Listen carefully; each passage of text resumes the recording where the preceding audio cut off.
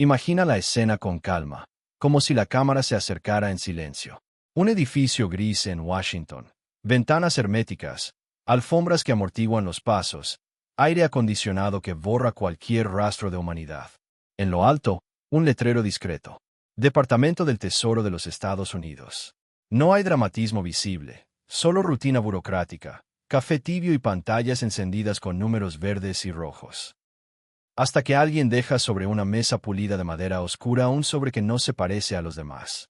No es ligero, no lleva el logo de un banco de inversión, no viene de una calificadora, no trae las siglas del FMI ni del Banco Mundial. Es un sobre grueso, pesado, con las esquinas marcadas por el viaje, con un sello que en esa ciudad muchos prefieren ver como cliente, no como Estados Unidos mexicanos. Un funcionario lo toma sin prisa, convencido de que será otra nota diplomática. Otro anexo técnico lo abre. El papel se despliega sobre la mesa con un sonido seco que rompe el murmullo de teclas y ventiladores. Y arriba, en letras enormes, claras, sin adorno, hay dos palabras imposibles de factura histórica. Debajo, una cifra vacía, un espacio en blanco que pesa más que cualquier número. Al lado, otra línea. Plazo de acumulación 200 años. México. Los ojos en la sala dejan de moverse con la ligereza de siempre. Hay un instante de silencio. Un silencio espeso en el que todos entienden, sin que nadie lo diga en voz alta, que eso que tienen enfrente no es una cuenta cualquiera. No es un estado de resultados, no es un informe de déficit, no es una carta de un acreedor tradicional. Es algo peor, porque dentro de esa factura no hay productos manufacturados ni horas de consultoría. No hay tarifas de abogados ni intereses de bonos vencidos. Dentro de esa factura, si pudiera abrirse con la mirada, se verían otros trozos de territorio arrancados, reservas de petróleo desviadas, minas explotadas al límite, salarios comprimidos hasta la humillación, campesinos expulsados de sus tierras, migrantes perseguidos bajo reflectores y helicópteros. En esa hoja silenciosa hay fraudes legales envueltos en el lenguaje pulcro de los tratados internacionales.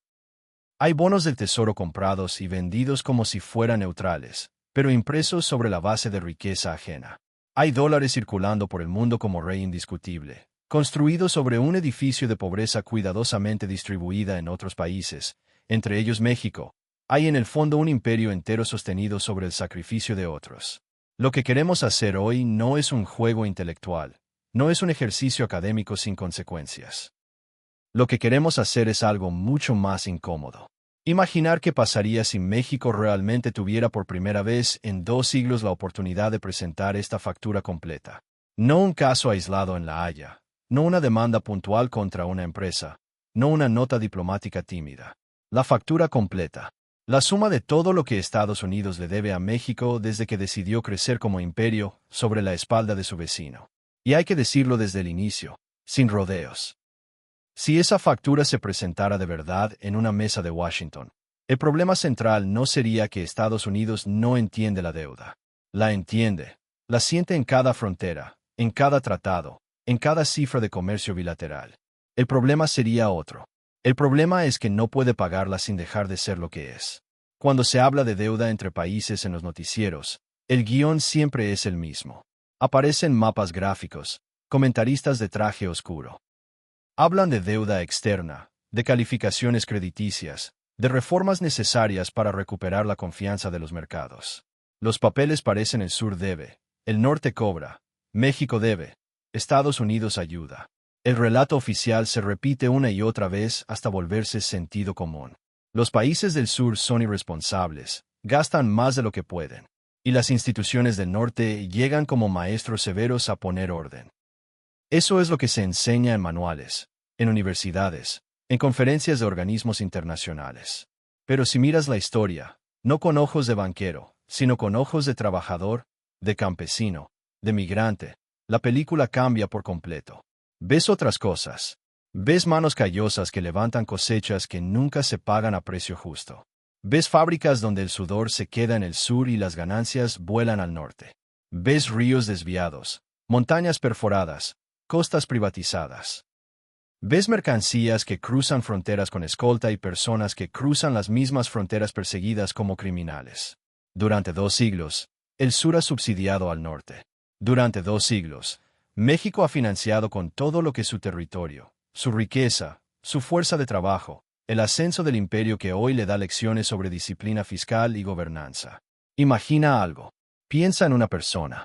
Trabaja años enteros sin cobrar lo que corresponde. El patrón se queda con su casa, con su terreno, con sus herramientas. Usa su trabajo para expandir su negocio. Cuando las cuentas no cierran, le echa la culpa al trabajador por no ser productivo. Y cuando por fin un día el trabajador se cansa y presenta una factura detallando todo lo que le deben, el patrón se asusta. No porque no entienda qué pasó, lo entiende perfectamente.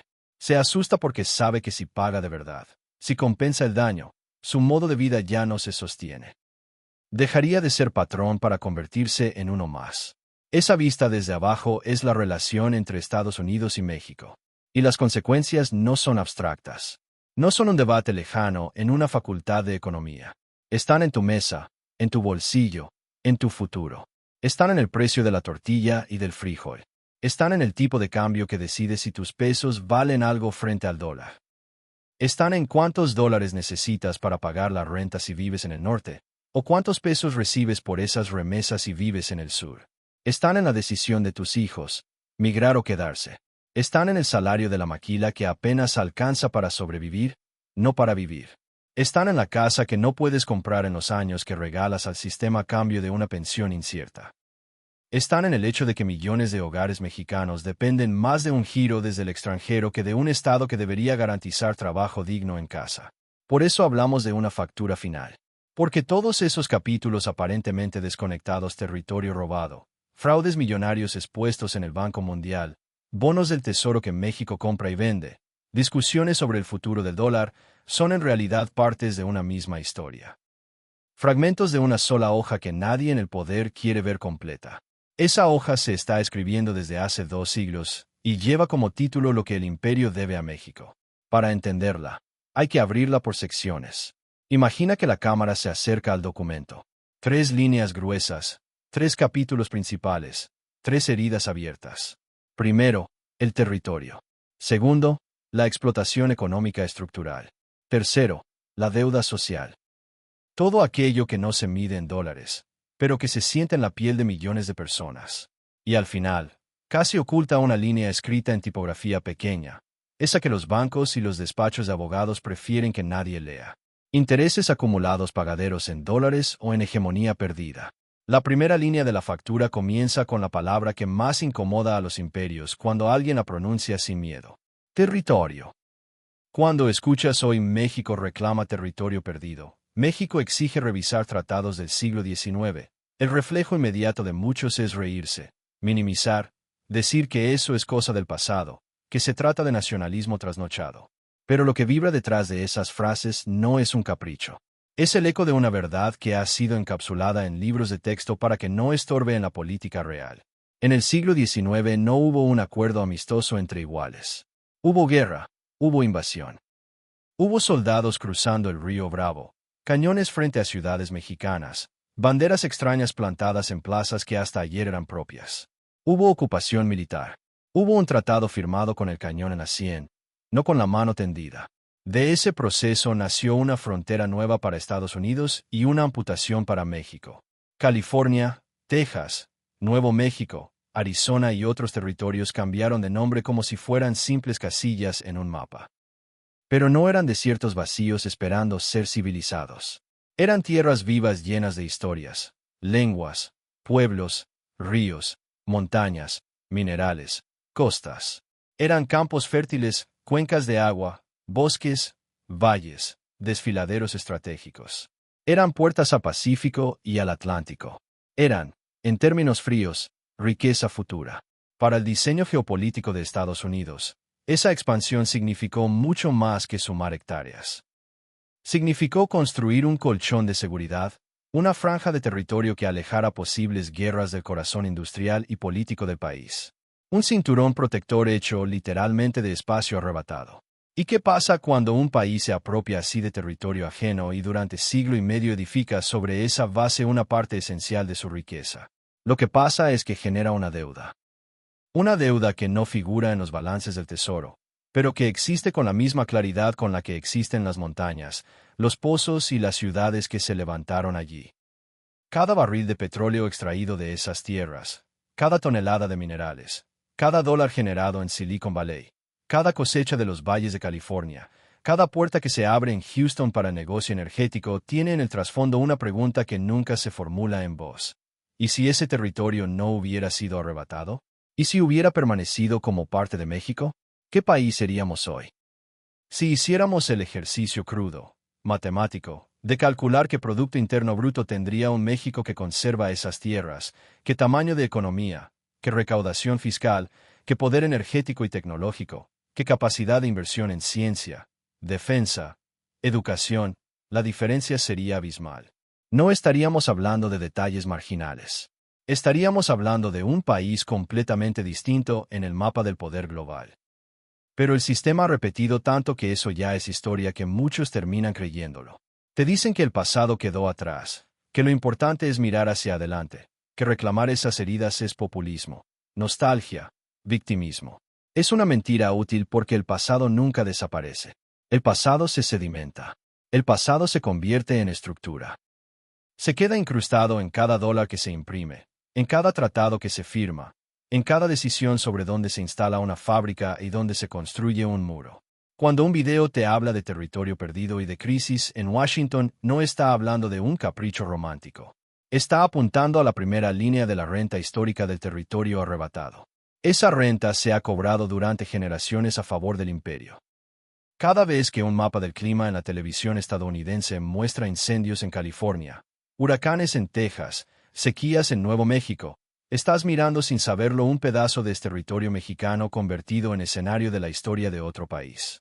Piensa en las ciudades que dominan hoy las narrativas tecnológicas y energía: Los Ángeles, San Diego, San Francisco, Houston, Austin, Phoenix. Ahora imagina que en otro mundo posible esos nombres aparecieran bajo otra bandera, con otra historia de fondo, con otra economía matriz. Que fueran nodos de un México gigante, complejo, diverso, con costas dobles y un vasto desierto cruzado por trenes y fibra óptica bajo mando mexicano, no estadounidense. Ese mundo no existe porque una guerra y un tratado lo amputaron. Y esa amputación generó una deuda no solo simbólica, no solo moral, sino material. Primera línea de la factura histórica. Renta no percibida por México por el uso y explotación del territorio perdido durante casi 2 siglos. La cámara recorre otra vez el documento. La primera línea brilla como una herida vieja que nunca cicatrizó. Debajo empieza a formarse la segunda explotación económica estructural. Aquí la historia no tiene cañones ni desfiles militares. Es menos espectacular, pero más constante. Es una lluvia fina que cae todos los días sin pausas sobre los mismos cuerpos. Durante décadas se ha presentado la relación entre México y Estados Unidos como una sociedad moderna, madura, basada en tratados, inversión y beneficio mutuo. Se utiliza un lenguaje: integración productiva, competitividad regional, cadenas de valor. Se habla de nearshoring como si fuera una oportunidad neutral, casi inevitable. Traducido a la realidad de las fábricas y los campos, ese discurso significa otra cosa. Significa que el capital cruza la frontera para instalarse donde el salario es más bajo, donde los sindicatos tienen menos fuerza, donde la regulación ambiental se puede flexibilizar, donde los gobiernos compiten entre sí por atraer inversión ofreciendo exenciones de impuestos y mano de obra dócil.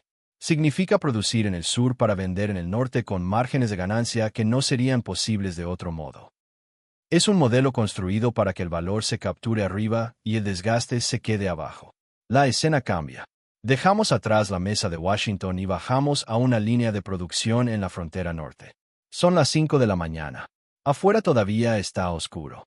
Un grupo de mujeres y hombres camina en silencio hacia un complejo industrial rodeado de bardas y cámaras. Adentro, luces frías, ruido metálico, bandas transportadoras, supervisores midiendo tiempos y movimientos. Allí se ensamblan piezas que terminarán en autos, computadoras, equipos médicos vendidos en Estados Unidos y otros mercados. Allí se generan ganancias que en su mayoría no se quedan en México. El salario que reciben los trabajadores día tras día, año tras año, es solo una fracción mínima del valor que producen. Ese diferencial, Ese tramo entre lo que se genera y lo que se paga es otra forma de deuda acumulada. No aparece como tal en los informes contables. Se llama utilidad. En los discursos se llama competitividad. En la realidad, es trabajo no remunerado en su justa medida. La misma lógica se extiende al petróleo, al gas, a la minería, a la agroindustria. Cada vez que México ha intentado recuperar un poco más de control sobre sus recursos estratégicos, sobre sus empresas públicas, sobre las cadenas de valor que comienzan en su territorio, las alarmas se encienden en Washington y en las sedes corporativas. Suben el tono los editoriales. Aparecen advertencias sobre incertidumbre regulatoria. Se anuncian posibles demandas en tribunales internacionales. Se mencionan como quien saca un arma de la fundación, las siglas de CIADI, TLC, TEMEC. Se activa la diplomacia del miedo. Y aquí, en este punto, la Cámara se acerca a otro espacio opaco de las Cortes de Arbitraje Internacional, muchas de ellas vinculadas al Banco Mundial. Son salas sin público, sin cámaras de televisión. Allí, un pequeño grupo de árbitros, abogados de élite, consultores expertos conectados al mundo financiero global, decide si un Estado tiene o no derecho a cambiar su ley, a regular una actividad, a cobrar un impuesto, a proteger su agua, su aire, su territorio. No se discute solo un contrato. Se discute en la práctica el alcance de la soberanía. La lógica es brutalmente simple. Si una empresa extranjera considera que una decisión soberana de un país afecta sus expectativas legítimas de ganancia, puede demandar al Estado. No en los tribunales de ese país, donde la población podría seguir el caso. No en espacios especiales donde el lenguaje se vuelve técnico y distante, y donde la balanza tiende a inclinarse hacia quien puede pagar a los mejores bufos del planeta. Cuando un Estado pierde, ¿qué pasa? Tiene que pagar. Paga con dinero público, con presupuesto que podría ir a escuelas, hospitales, carreteras, ciencia, cultura. Paga con impuestos recaudados a trabajadores y pequeñas empresas.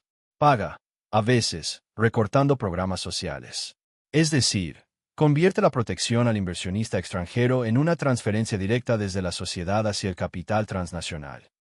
Esa dinámica, repetida una y otra vez, añade otra línea invisible a la factura y ganancias extraordinarias obtenidas gracias a salarios deprimidos, tratados asimétricos, fraudes legales y tribunales sesgados. Por eso, cuando lees o ves un titular que México expone fraude millonario en el Banco Mundial o México gana un caso contra corporación extranjera, lo que está ocurriendo en el fondo es algo más profundo que una simple victoria jurídica. Es, por primera vez, el paciente mirando al médico a los ojos y dice: no solo la medicina que me vendiste no cura, sino que además me estuviste cobrando de más, me estuviste envenenando, me estuviste usando como fuente de ganancia. Es una pequeña línea de defensa en un sistema construido para que nunca se hable de deuda del norte hacia el sur, solo al revés. La cámara se aleja un poco. Volvemos a ver la factura sobre la mesa del tesoro. 3 capítulos, 3 heridas.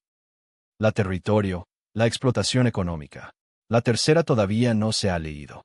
En voz alta, pero está allí, escrita con tinta más oscura que las demás. Deuda social. La parte que no se mide en PIB ni en balanzas comerciales. La parte que se mide en sillas vacías en la mesa de una casa, en fotos pegadas en la pared de una cocina donde la abuela mira el rostro de un hijo que se fue a un norte que tal vez nunca regrese, en un niño que aprende a decir papá mirando la pantalla de un celular. Es la parte que empieza cuando se hace la pregunta que casi nadie quiere formular con ¿por qué se van? ¿Por qué se van millones de mexicanos a Estados Unidos?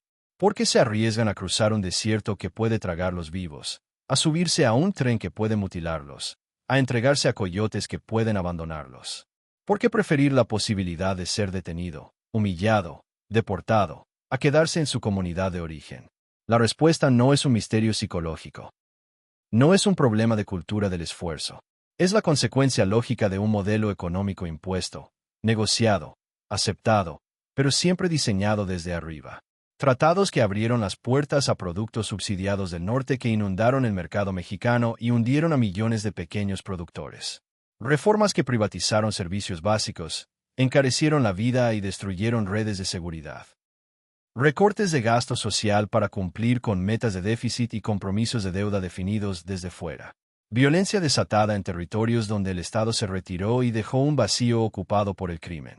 Cuando una comunidad ya no puede vivir de su trabajo, cuando la tierra ya no da para sostener a las familias porque los precios están destruidos, cuando los jóvenes ven que el único empleo disponible paga una miseria, la migración deja de ser una opción. Se convierte en la única salida racional para millones de personas. Y aquí aparece la hipocresía más grande de todas. Estados Unidos, por un lado, utiliza esa mano de obra migrante para abaratar sus propios costos. Su agricultura, su construcción, su industria de servicios, su economía del cuidado dependen en buena medida de trabajadores mexicanos y latinoamericanos que hacen los trabajos más duros por salarios más bajos y con menos derechos. Son indispensables, pero invisibles. Por otro lado, el discurso oficial los presenta como amenaza. Se habla de invasión, de crisis fronteriza, de peligro para el sistema de bienestar. Se militariza la frontera, se levantan muros, se multiplican los centros de detención, se criminaliza al trabajador que sostiene en silencio parte de la riqueza del imperio. Cada familia separada, cada casa vacía en un pueblo del sur de México, cada comunidad que vive casi únicamente de remesas, es otra línea de la deuda social acumulada. Una deuda que no se salda con cheques, sino con vidas. Esa será la tercera línea de la factura. Costo acumulado de la migración forzada, de la destrucción del tejido social, del deterioro de las comunidades mexicanas. Pendiente de pago. En la sala de Washington nadie lee en voz alta estas palabras, pero todos entienden que sí. Si algún día se pronunciaran, si algún día se escribieran cifras al lado de cada línea, la suma sería insoportable. Porque esa es la verdad escondida en el silencio de esta escena. No hay cantidad de dólares que alcance. No puede haberla porque el propio dólar es hijo de esta relación desigual. Y mientras el documento permanece sobre la mesa, pesado, mudo, el aire parece más denso. Afuera sigue todo igual. Autos, tráfico, pantallas, bolsas de valores, noticieros. Pero aquí, en esta sala de madera y luz blanca, una pregunta empieza a formarse como una sombra en la pared. ¿Qué pasa con un imperio cuando la factura que siempre envió hacia el sur regresa por primera vez con su nombre en el renglón del deudor? La factura sigue sobre la mesa. Nadie la mueve, nadie la firma, nadie la rompe. Está ahí, extendida bajo la luz blanca, como si el papel mismo empezara a pesar toneladas. En la esquina superior aún se lee con factura histórica. Plazo, 200 años. México. Y sin embargo, la pregunta que flota en el aire no es cuánto suman esos siglos de territorio, de explotación, de vidas fragmentadas. La pregunta real es otra más oscura, más inquietante. ¿Qué pasa si el deudor no solo no puede pagar, sino que para pagar tendría que dejar de ser imperio? La cámara imaginaria se aleja a unos centímetros de la mesa del tesoro y se eleva atravesando el techo, el edificio, el cielo gris de Washington. Desde arriba, el mapa del mundo se despliega como un tablero con líneas invisibles, rutas de comercio, cables submarinos, bases militares, acuerdos financieros, flujos de capital, satélites. Orbitando en el centro de ese entramado, un símbolo brilla más fuerte que los demás: el dólar. Durante décadas, te han enseñado a verlo como una simple moneda, un papel más bonito, más estable, más serio. Pero no es solo eso. El dólar es una arquitectura. Es un contrato forzado entre el resto del mundo y un país que se reservó el derecho de imprimir la ficha con la que se juega desde el final de la Segunda Guerra Mundial. El sistema se diseñó de forma muy clara. El mundo usaría dólares para comerciar, para ahorrar, para medir el valor de las cosas. Y Estados Unidos, a cambio, garantizaría estabilidad, seguridad, un cierto orden. Ese fue el pacto explícito. El implícito era otro. Mientras el mundo confiara en el dólar, Estados Unidos podría vivir por encima de sus posibilidades reales. Imagina esto con una imagen sencilla. En un pueblo, todos tienen que intercambiar maíz, frijol, herramientas, trabajo. Para no volverse locos con el trueque, eligen una ficha común. Esa ficha decide quién puede comprar qué, quién tiene crédito, quién puede invertir. Ahora imagina que uno de los vecinos no solo usa las fichas, sino que también controla la imprenta donde se fabrican. Cuando necesita más, imprime. Cuando tiene deudas, emite nuevas fichas y promete que algún día las recogerá. Mientras los demás acepten esas fichas como válidas, él puede consumir más de lo que produce. Puede financiar guerras, proyectos, rescates bancarios, Planes de estímulo sin que la cuenta le explote de inmediato en la cara. Eso es el dólar. Papeles impresos a cambio de bienes reales, de trabajo real, de recursos reales extraídos del resto del mundo. Entre esos recursos, los de México. Petróleo barato durante décadas, manufactura barata, alimentos, minerales. Mano de obra joven que sostiene trabajos que otros ya no quieren hacer. Por eso, cuando alguien dice que Estados Unidos pague lo que debe, la frase suena justa, pero es mucho más radical de lo que parece. No estás pidiendo solo un pago. Estás cuestionando la base misma del sistema que lo sostiene. Porque para pagar en serio la factura con México y con el resto del sur, el imperio tendría que hacer dos cosas que son para él casi impensables. La devolver poder real. Dejar de decidir unilateralmente dónde se pone un muro y dónde no. Dejar de dictar desde sus capitales financieras qué políticas son responsables y cuáles no. Aceptar que otros países definan sus propias reglas sobre energía, tecnología, defensa, sin pedir permiso. La segunda, renunciar al privilegio de su moneda como trono incontestable del sistema. Aceptar un mundo donde el dólar ya no sea el rey absoluto, donde otros países puedan comerciar, invertir, ahorrar sin pasar por el filtro de su divisa.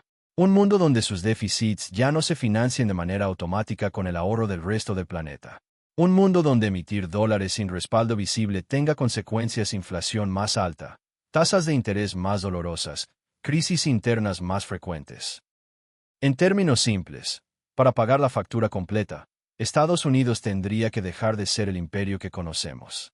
Tendría que retroceder, compartir, reequilibrar. Y eso, para quienes se han acostumbrado a mandar, se parece demasiado a una rendición. Por eso la reacción instintiva del poder no es preguntar ¿cuánto debemos?, sino esa deuda no existe. Es más fácil negar la historia que reescribir el presente. Mientras la cámara recorre los pasillos silenciosos del tesoro, cambiemos de escenario.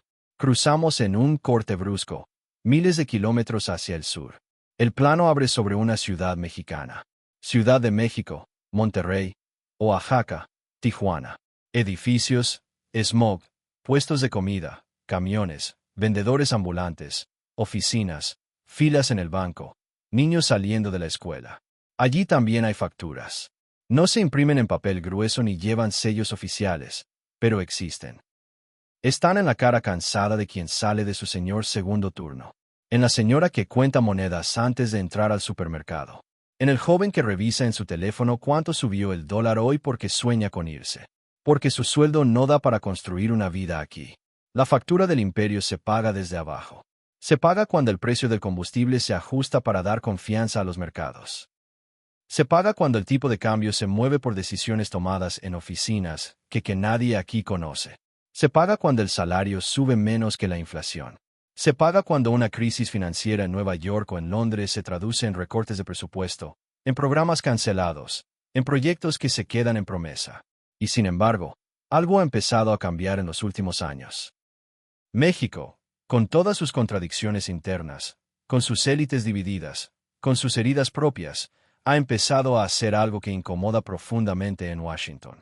Ha empezado a comportarse no como deudor disciplinado, sino como acreedor incómodo. No hay un solo gesto. No hay un solo decreto mágico. Lo que hay es una secuencia de movimientos discretos, dispersos, que vistos uno por uno, parecen detalles. Pero vistos juntos, forman un patrón. Cuando México cuestiona desde tribunas nacionales e internacionales, la historia del territorio perdido no está haciendo un ejercicio meramente simbólico. Está tocando la primera línea de la factura. Está lo que hoy tú llamas historia cerrada. Para nosotros sigue siendo una cuenta abierta. Cuando México se enfrenta en tribunales de arbitraje a corporación que exigen compensaciones por leyes soberanas y gana algunos casos o revela las trampas del sistema, está tocando la segunda línea. Está no solo yo te debo por préstamos y tratados, tú también me debes por ganancias extraordinarias obtenidas a costa de mi gente y de mis recursos.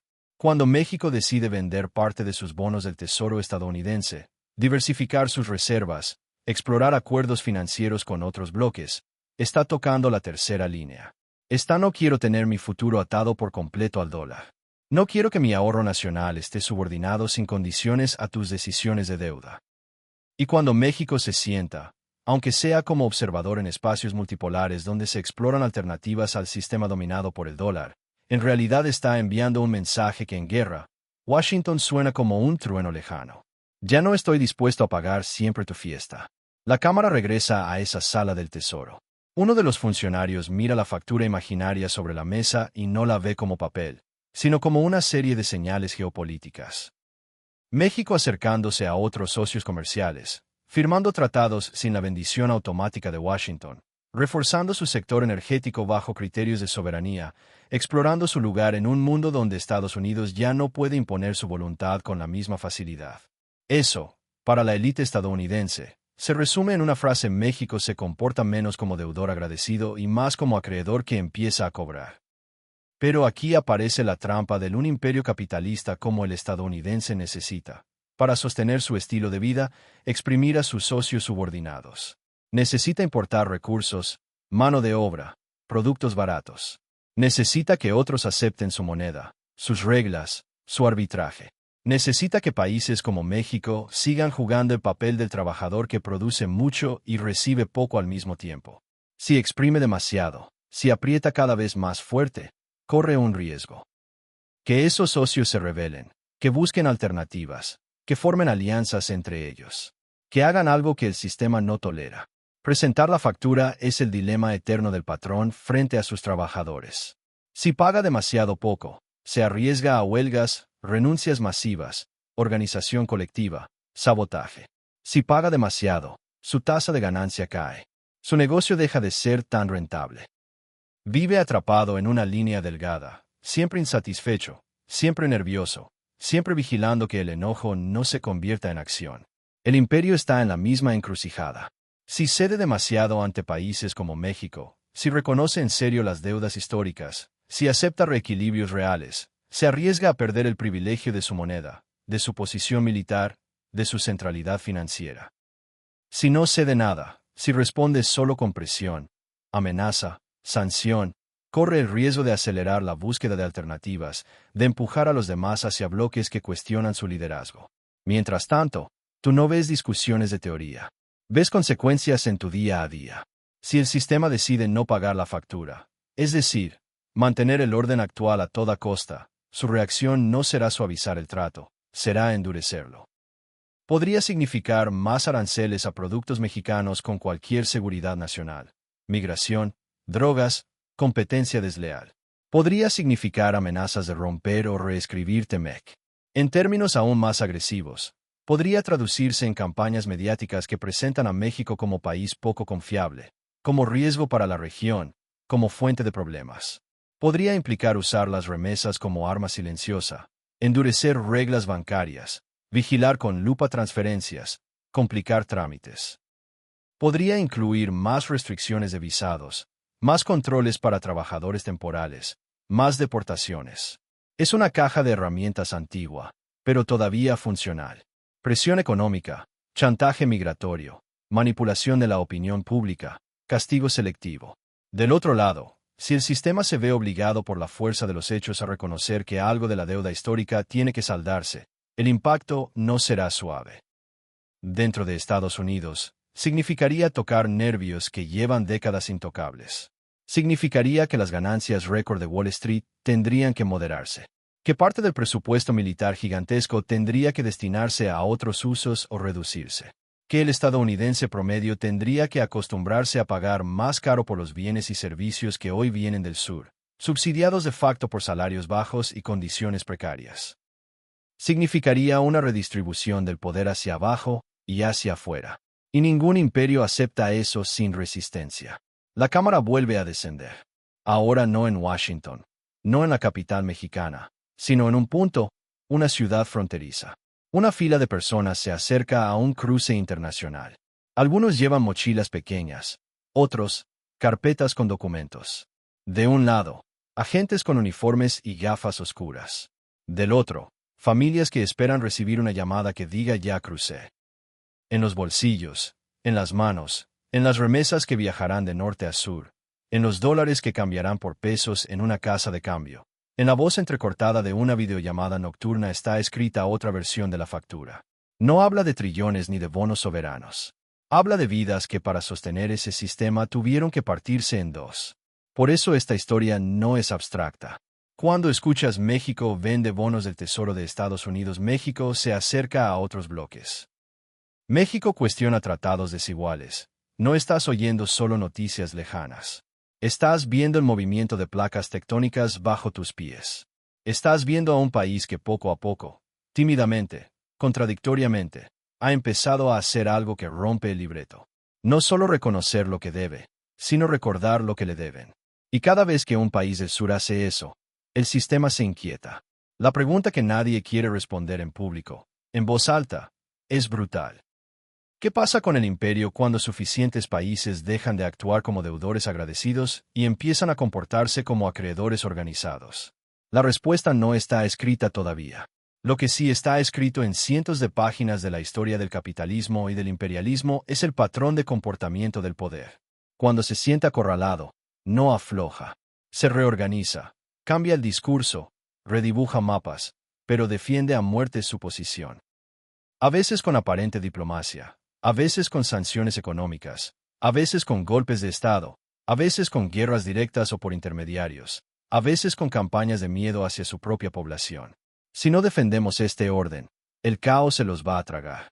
Ese mismo mecanismo puede activarse frente a México si la factura se hace demasiado visible. Piensa en un país que cuestiona el relato del territorio, que pelea casos en tribunales internacionales, que modifica su política energética para favorecer el control nacional, que diversifica sus reservas financieras, que explora alianzas fuera del paraguas exclusivo de Washington, que se convierte en actor clave en cadenas productivas globales. Deja de ser un peón dócil. Se convierte en algo nuevo, un riesgo sistémico para el viejo orden.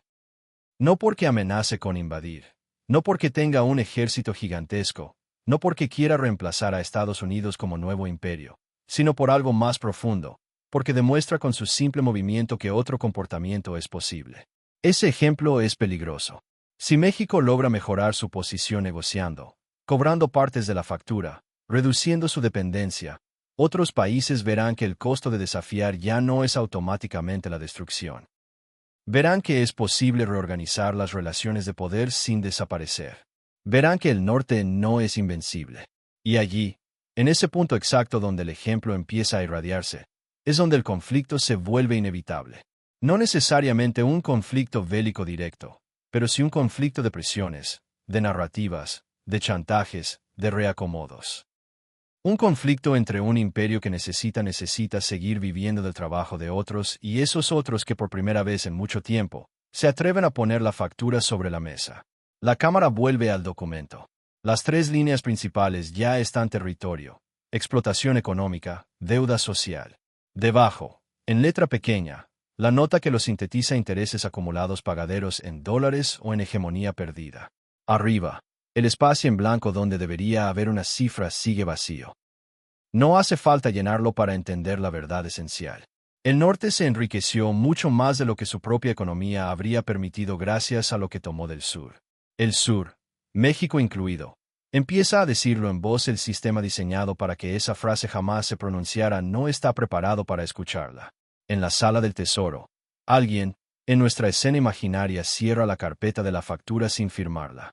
No puede destruirla, no puede pagarla, solo puede ganar tiempo.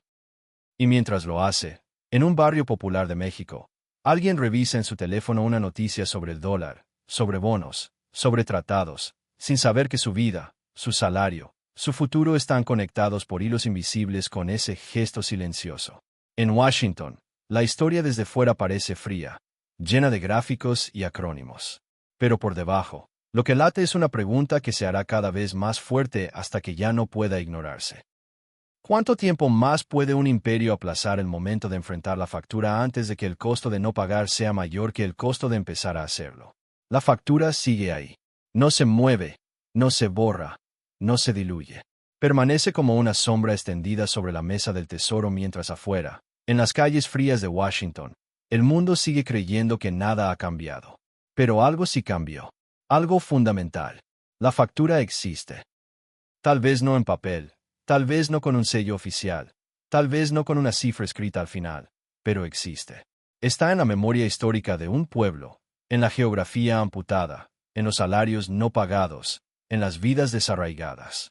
Está en cada pregunta que México empieza a hacerse, en cada decisión que ya no se toma bajo el viejo reflejo de pedir permiso.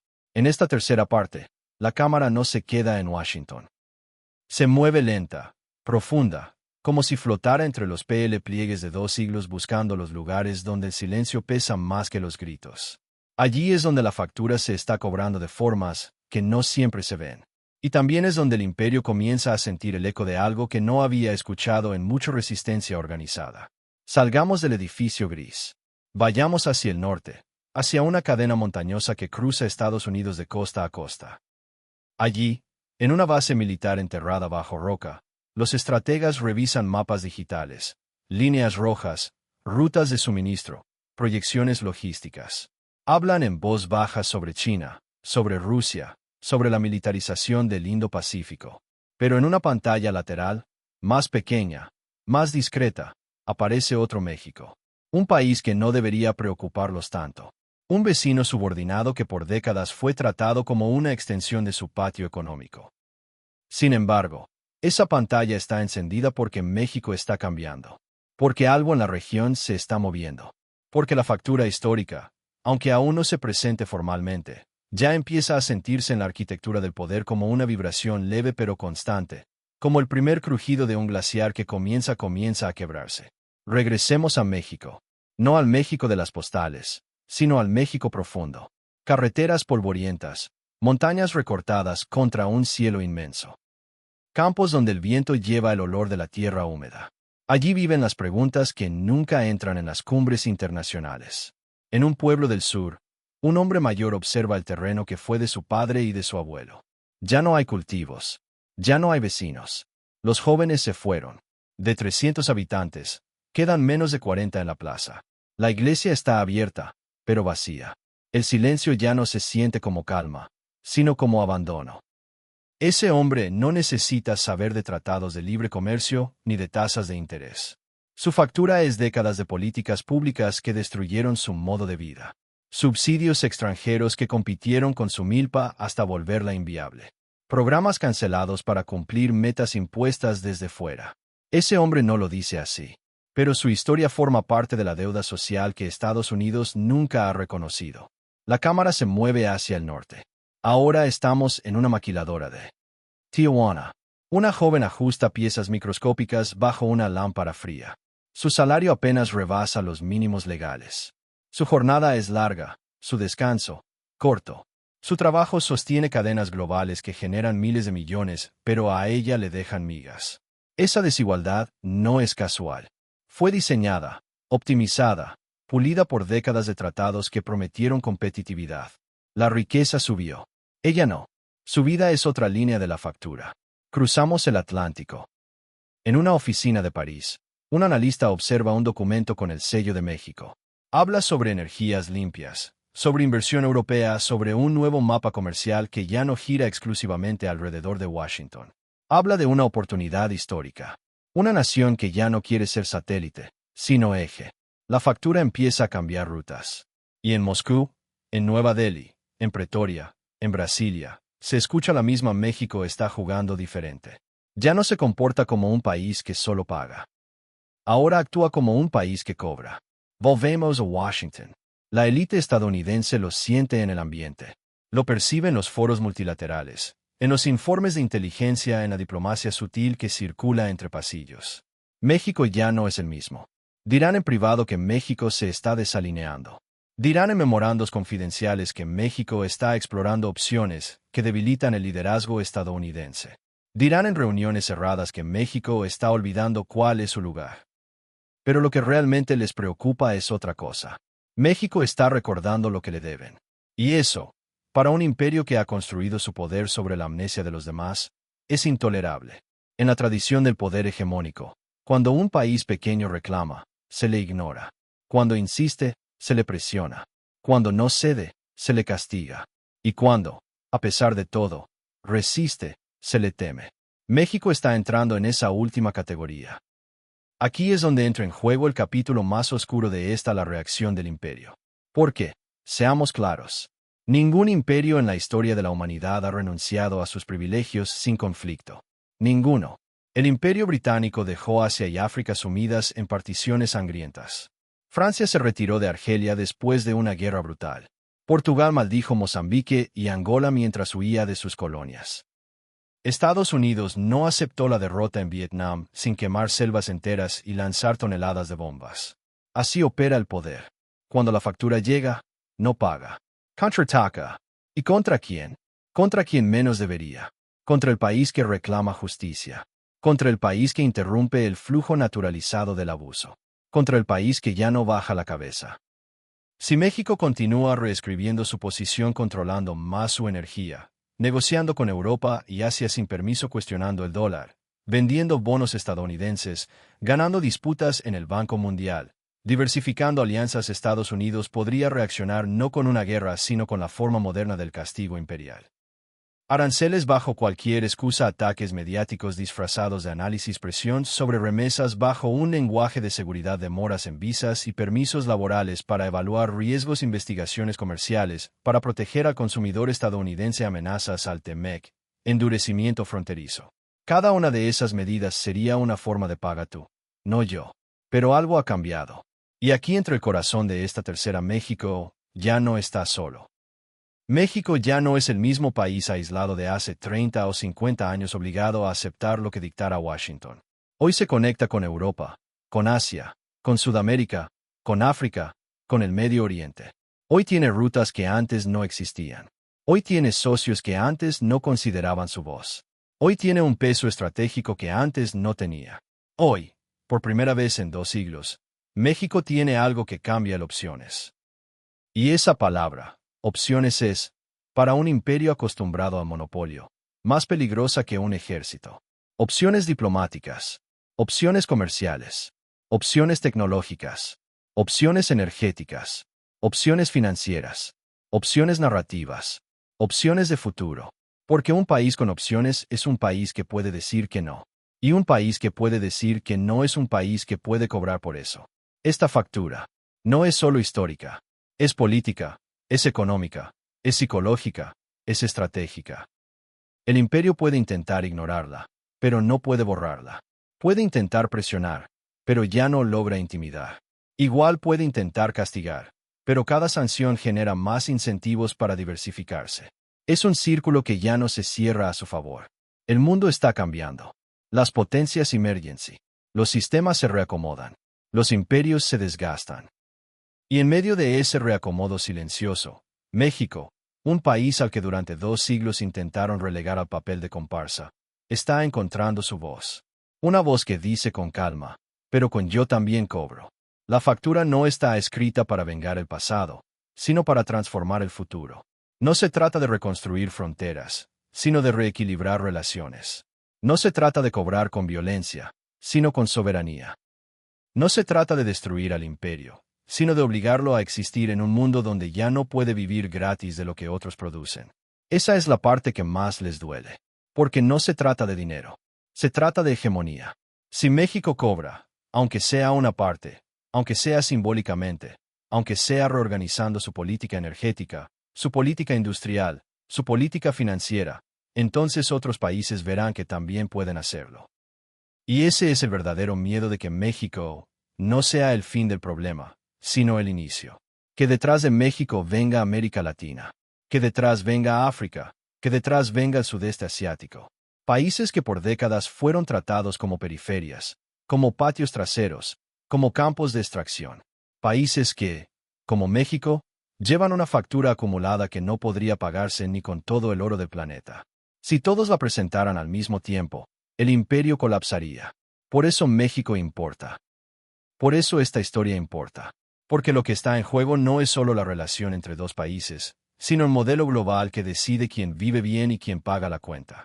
La cámara regresa en silencio a la sala del tesoro. Ahí sigue el sobre. Ahí sigue la factura. Nadie se atreve a tocarla. Afuera, los autos siguen pasando. Los mercados siguen operando. Los funcionarios siguen redactando informes. Pero en algún lugar, muy adentro del sistema, algo sabe. Algo reconoce que esa hoja no es producto de la fantasía ni del resentimiento ni de una retórica nacionalista. Es el espejo que el imperio ha evitado mirar durante 2 siglos. Y el espejo por primera vez, no está del lado de Washington. Está del lado de México. La factura no tiene cifra final. No la necesita porque su pregunta central no es numérica, es existencial. ¿Está dispuesto el imperio a vivir en un mundo donde ya no pueda sostenerse con el sudor de otros? ¿Está dispuesto a pagar o preferirá luchar para evitarlo? La historia, una vez más, decidirá.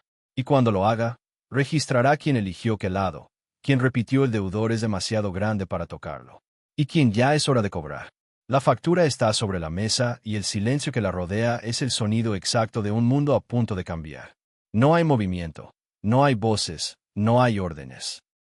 Solo el susurro del aire acondicionado y ese papel imaginario, ese símbolo, ese fantasma, ese ajuste de cuentas histórico iluminado por una lámpara que parece demasiado tenue para contener su peso. La factura no se esfuma. Es la única verdad sólida en un cuarto construido para negar verdades. Afuera, Washington respira igual que siempre, blindada por su arrogancia. Pero adentro, en lo más profundo de esa mesa de madera oscura, algo vibra. Algo que no habían sentido en generaciones. Algo que no proviene de China, ni de Rusia, ni de Europa. Algo que viene del sur, del país que creían domesticado para siempre. México. México que ya no baja la mirada. México que ya no pide permiso. México que empieza a cobrar. Y el imperio que siempre vivió convencido de que la historia era una autopista de un solo sentido, descubre de pronto que hay un retorno, que hay un espejo enfrente. Y que al final de ese espejo hay una factura que nunca quiso leer. El silencio se vuelve más denso, como si toda la sala entendiera la profundidad del momento. No se trata de territorio. No se trata de petróleo. No se trata de migración. No se trata de bonos. Se trata de algo mucho más esencial. El día en que un país deja de actuar como deudor y recuerda que es acreedor. El día en que el sur deja de inclinar la cabeza y exige que el norte la levante. El día en que la historia, esa que siempre escribieron otros, empieza a corregir sus líneas. La cámara se aleja lentamente de la factura.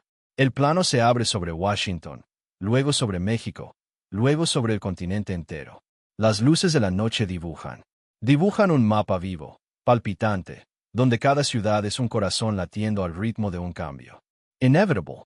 Y en esa imagen inmensa, en ese continente que el viento recorre como un viejo herald, se escucha un murmullo que no es protesta ni amenaza, sino algo más profundo. Es el sonido de un país reclamando su lugar. La pantalla se oscurece, el documento queda solo, pero ya nada será igual, porque una vez que la factura llega a la mesa, el imperio tiene dos: pagarla o enfrentar las consecuencias de no hacerlo. Y en esa disyuntiva, en ese filo, en ese momento suspendido en la historia, es donde comienza el verdadero temblor. México ya hizo su parte. El mundo observa, el imperio aún no responde.